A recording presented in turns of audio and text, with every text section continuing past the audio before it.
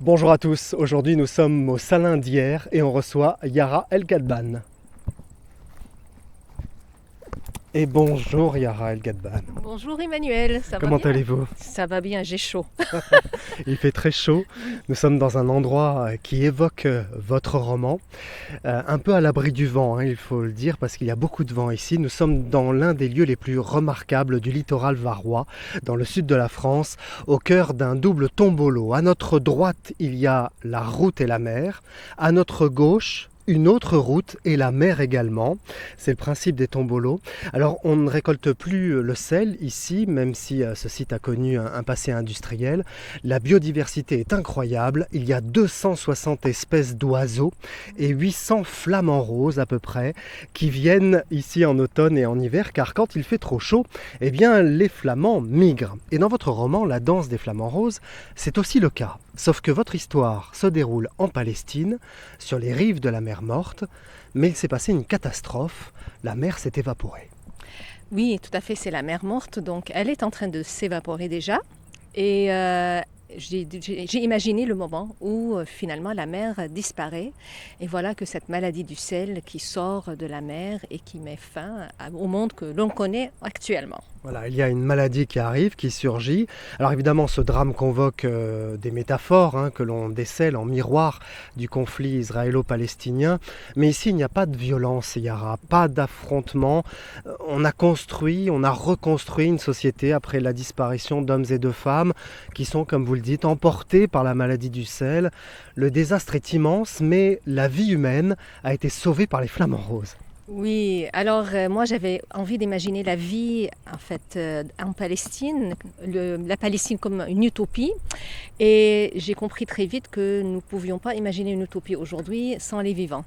Donc tout de suite j'ai réfléchi, mais qui pourrait sauver les humains d'eux-mêmes? Et l'idée des flamants roses m'est venue depuis très loin, depuis le Chili. Et après ça, j'ai découvert que les flamants roses venaient pour vrai, pour de vrai, dans la vallée de la mer Morte en Palestine. Qu'est-ce que c'est que cette maladie du sel exactement?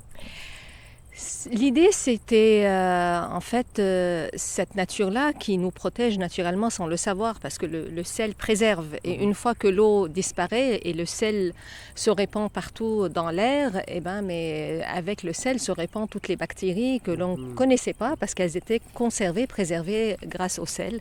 Et donc l'idée, c'est de savoir. Pour moi, j'avais besoin d'un point de départ ou peut-être d'un point zéro. Pour pouvoir imaginer mon utopie qui est en Palestine, j'avais envie de m'émanciper de l'histoire, m'émanciper de l'actualité, m'émanciper de tout ce qui pourrait représenter une contrainte pour moi. Et donc, c'était une astuce, pour dire la vérité, Pour repartir à zéro, c'est pour ça? repartir à Ouais. zéro et recommencer la vie autrement. Voilà, c'est ça. Une utopie, recommencer la vie avec ces flamants roses qui ont couvé en quelque sorte le premier bébé d'après le drame. Aleph, c'est le premier enfant du sel, comme vous dites. Premier enfant flamant rose. Il va incarner l'espoir, Aleph. Oui, tout à fait, parce qu'il s'appelle Aleph, c'est la première lettre de l'arabe et de l'hébreu, et il est l'enfant d'un rabbin israélien et d'une botaniste jardinière palestinienne. Donc, c'est lui le symbole du commencement, c'est le début du début.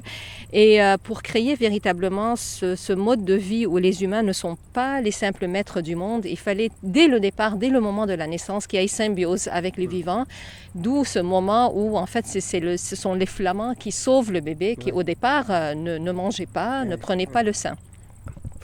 Alors il y a une identité forte pour chacun de vos personnages, des histoires singulières aussi.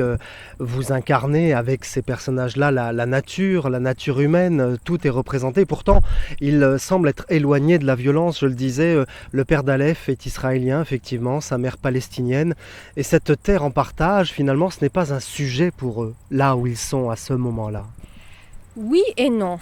Parce qu'en fait, l'histoire n'est pas effacée.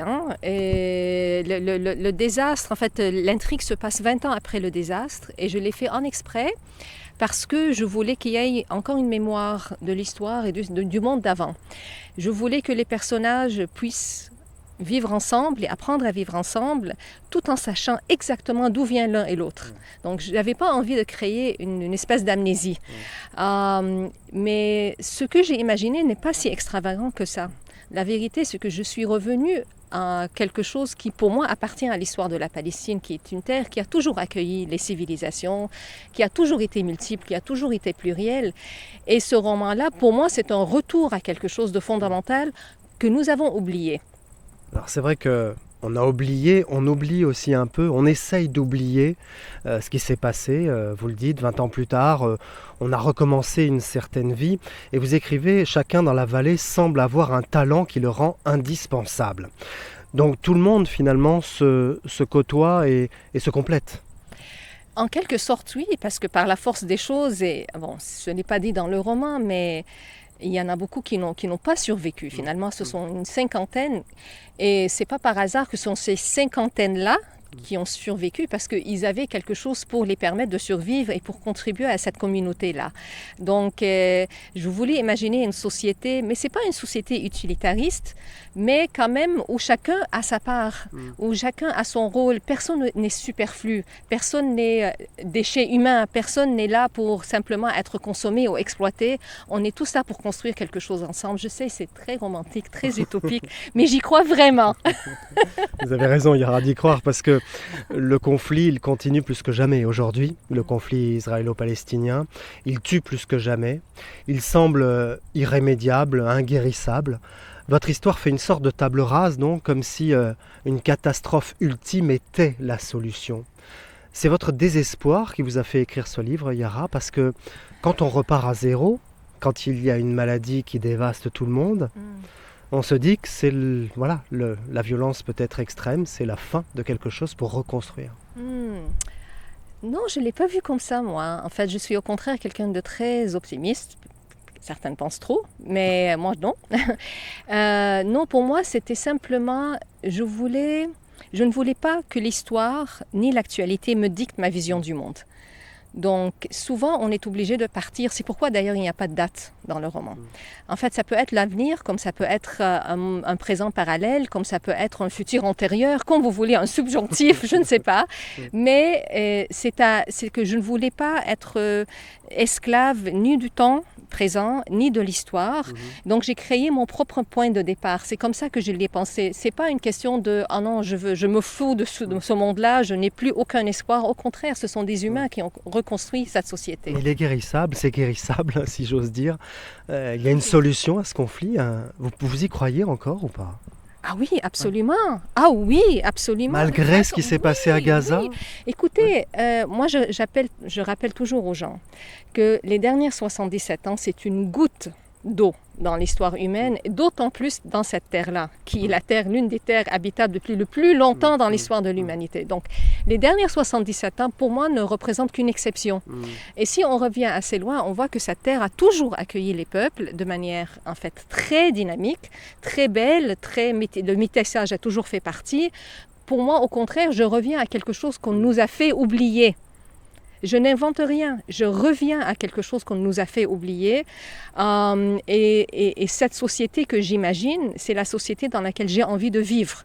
Peut-être dans des conditions un peu plus faciles quand même, mais c'est la société dans laquelle j'aimerais vivre, c'est la société que je voudrais imaginer pour mes enfants. Et comme nous les humains, si on n'imagine pas la chose, on ne peut pas l'inventer. Donc il faudrait que quelqu'un l'imagine. Et là, les auteurs, on est quand même fait pour ça. C'est notre travail, non ? Donc de l'espoir toujours. Toujours obstinément. Vous savez, Mahmoud Darwish l'a dit, nous souffrons d'un mal incurable. Vous le citez dans le livre. Il y a dans ce roman cette soif de beauté, Yara. Le sel avec les reflets du soleil qui dévoilent comme ça la beauté de la terre. Certains ont même érigé des œuvres d'art, des sculptures. La danse des flamants roses aussi fascine les hommes. Et vous écrivez, on n'a jamais autant soif de beauté que quand on est entouré de catastrophes. Tout à fait. Et c'est ça aussi, c'est-à-dire que, vous savez, la mer Morte, c'est un lieu très biblique et les formations de sel, on les a utilisées beaucoup dans la Bible, mais pour décrire une catastrophe, une punition qui vient d'un Dieu en colère et tout.